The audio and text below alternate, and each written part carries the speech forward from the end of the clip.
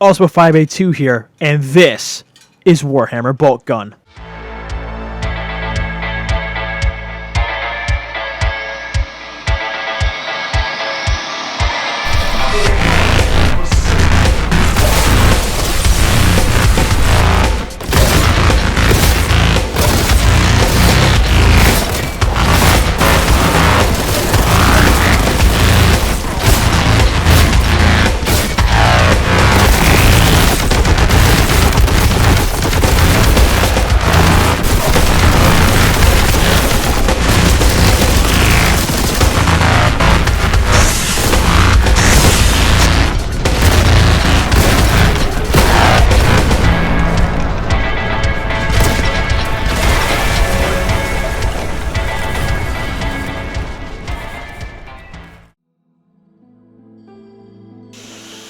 Ah, yes. The good old Dark Souls 1 character creator music. It just feels so good and I love using it. Until they copyright strike me for it, I will probably never stop using it for these reviews.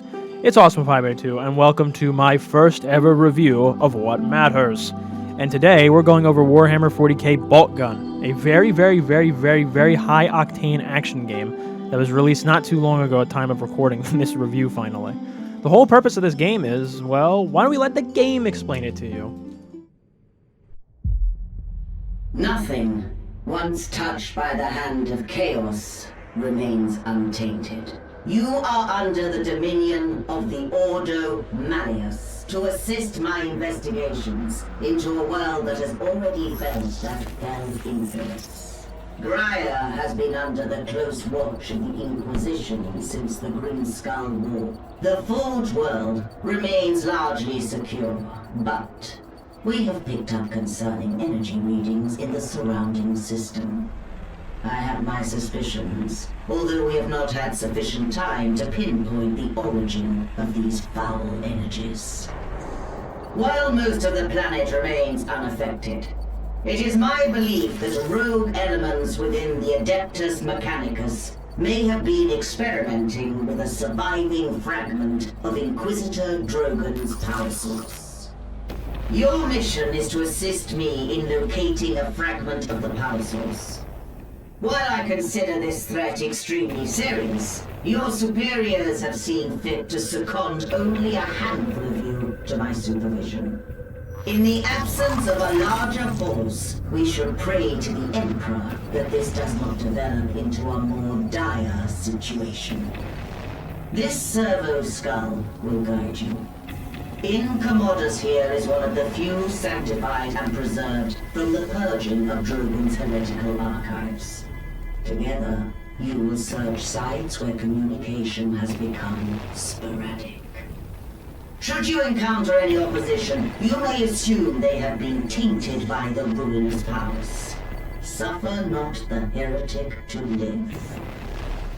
While I continue my investigations aboard the Crown, you will be deployed to a habitation zone we lost contact with several cycles ago. You should assume the situation to be extremely hostile. Beware, we do not know how far the taint of the arch-enemy spreads.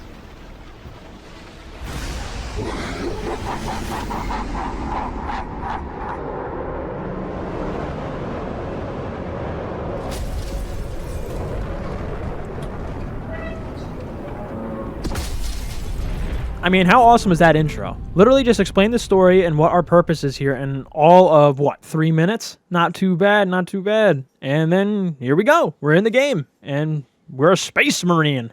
And they really want to show off your power. Every step you take in this game, you just feel the ground shake. If you use a controller, it vibrates with every step when you sprint. No kidding.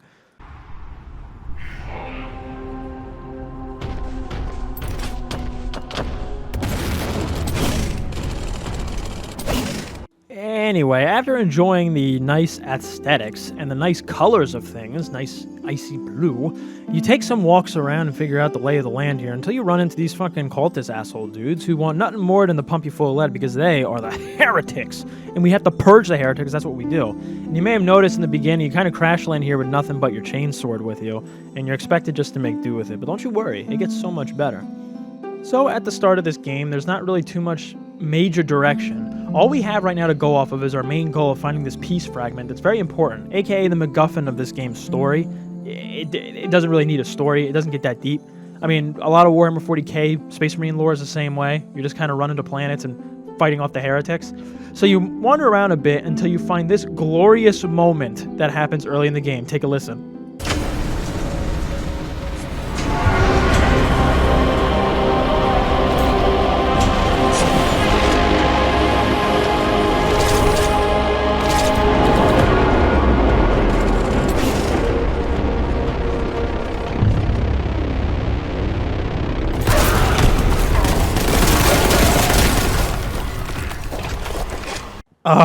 Yeah.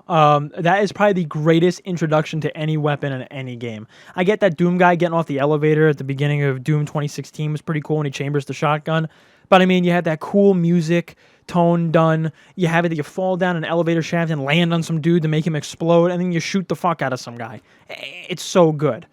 After finding the holy Boltgun, the game pretty much follows this very simplistic idea from here on out. We're going from zone to zone, chapter to chapter, trying to find the enemy and kill them, on our way to find the magical fragment.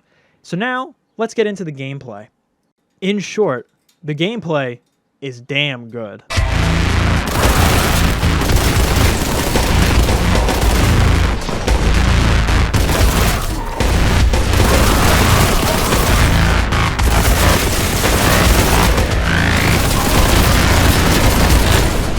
Ooh, baby, there's nothing more than just mindless blood and gore that really gets you going in those places, ladies.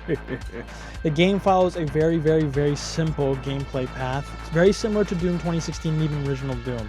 It's all about guts and glory here as a Space Marine. You gotta hack and slash and fight your way through all these bastards. But you know what makes these games really, really good?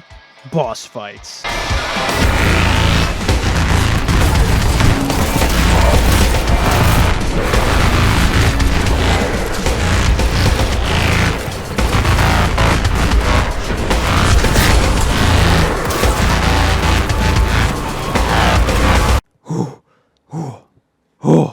Okay, adrenaline is down now. Okay, let's talk about the gameplay.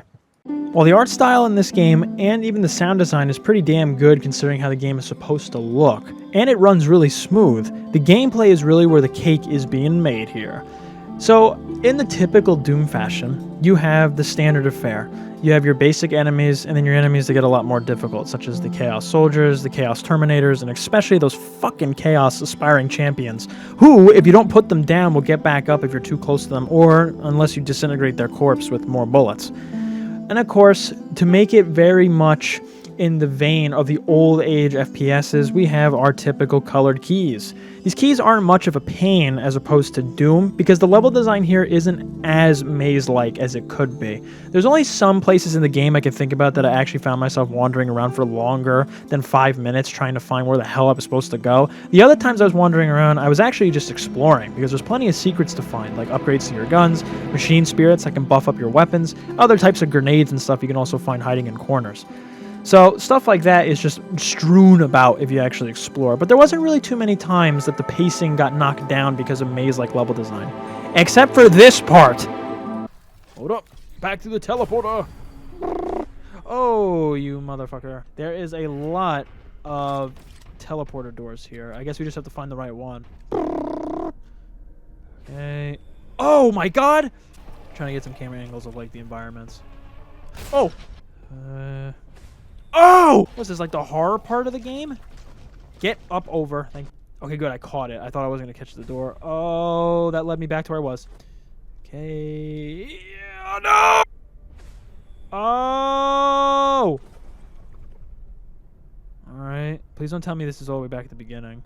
Oh, Jesus fucking... Oh. Oh! Oh! This has been the only shitty part of this game so far.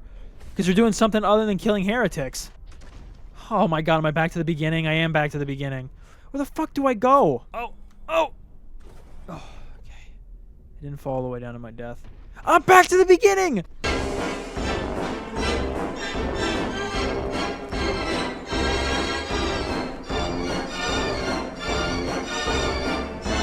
Fuck, it only takes a minute to do... Oh! No! I gotta dock some points in this game's score for this level alone. As much as I had fun editing all that stuff in, I can tell you one thing, it was not fun playing through that level. What pissed me off even more about that level was that the game is focusing on high-octane action from start to finish. You have all these crazy enemies and boss fights, all this chaos going on, pun intended, and then they just throw out this shitty, like, puzzle level that doesn't make it obvious what you're supposed to do. And the worst part is, unlike Doom, and again, let's be honest, everybody, the game it's trying to mimic is Doom 2016. It is. There is no auto map in this game like there was in the original Doom. So just trying to figure out your way around in the maze areas is more piss aggravating because you can get lost easier without having a good sense of direction. And I am stupid. My sense of direction is gone. Anyway, these reviews are called What Matters reviews. They're supposed to be quick reviews that just go through the big features that I noticed of the game. Honestly, this game is pretty simple in all honesty because, again, it's a Doom clone. And what that means is that the gameplay is what the forefront and main focus of it is. The story is literally just tacked on just so that you have some sort of objective. I mean, you're going after a fragment, like a piece of something. That's all it is. Like, there isn't a real deep story to this. The art style looks great, in my opinion. The sound sounds great, in my opinion. The music is really damn good, in my opinion. But the reason why my reviews won't focus on that is because that stuff is very subjective. Some people think this art style looks good, others will think it looks shitty. So it's not my place to decide that. I tell you what I believe is the important things of games. And for this one, it's the gameplay. And that's all that you really need to go over, because here's the deal. I don't want to spoil too much of this game for people who actually want to still play it. The idea is I'm here to show you how the game looks, and I'm going to tell you how it felt to me. So without further ado, here's my final verdict. My final verdict of Warhammer 40k Boltgun is an 8.5.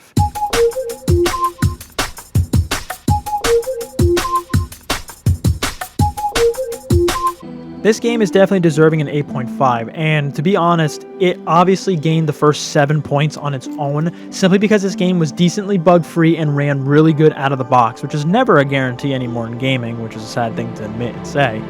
But the reason why I had to dock a few points is, one, that one level is just very annoying, with the most annoying visual for teleporting in any video game I've ever seen.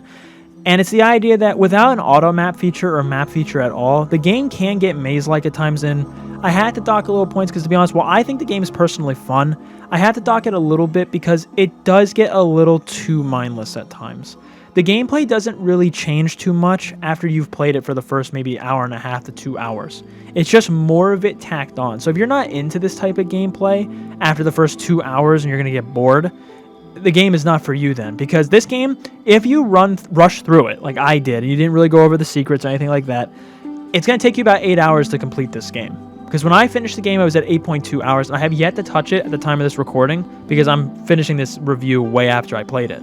So I haven't touched it since, because realistically, right now, there's not too much replay value to it. Now, from what I understand, if I remember correctly, seeing from their community page, they are planning on throwing up some more DLC for it, which will be really great. Like a quick chapter or two would be really fun for this. But as it stands, once you beat this game, there is stuff to go back to on occasion. Hey, if you just want some mindless fun, you just want to chill out and just blow some shit up, just like you would Doom or so, then yeah, this game has its novelty too with its art style as well. And the fact, like I said, it's a working title that, to me, is worth the price. Just be aware that the mapping design at certain points can be a little iffy, the no map feature, and sometimes the small puzzles they have in this game, particularly the door one, can really slow down the pacing of this game, where it can be a little But otherwise, this game was a great ride for a one-time playthrough, and I'm definitely looking forward to if they make any DLC for it. Other than that, we're going to call it here for our first review. Now, as stated, these reviews are unscripted, so if things sounded stupid, if I sounded stupid or repeated myself, you now understand why. I'm literally looking at Audacity as it, records. And, if you needed a more in-depth review, I'll be honest, go somewhere else. My review is going to be very on the surface, very quick. Is the game fun? Yes or no? I thought it was fun. I gave it a high mark. It's as simple as that. In my philosophy of gaming, I do not believe that bad art, bad sound, and bad graphics, I already said art, see? I don't believe that bad sound, art, and whatnot can ruin a game. If the game is not fun, then why bother playing it? Just like Reggie from Nintendo said. What's the point of playing it if it's not fun? And that's what I look forward to most. A game can have a really shitty story, but if the gameplay is great, then the story is what you point and laugh at, and it's like it's so bad it's good, because the gameplay was really good. Anyway, guys, that will cut it for this one. Stay tuned for more videos.